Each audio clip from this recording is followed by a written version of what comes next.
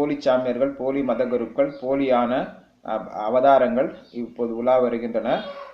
அவர்களுக்கெல்லாம் சிறந்த ஒரு முடிவு என்றால் இந்த பகவத்கீதை அத்தியாயம் 11 அத்தியாயம் தான். அவர்கள் இந்த அத்தியாயத்தை படித்து தனது போலித்தனத்தை விட வேண்டும்.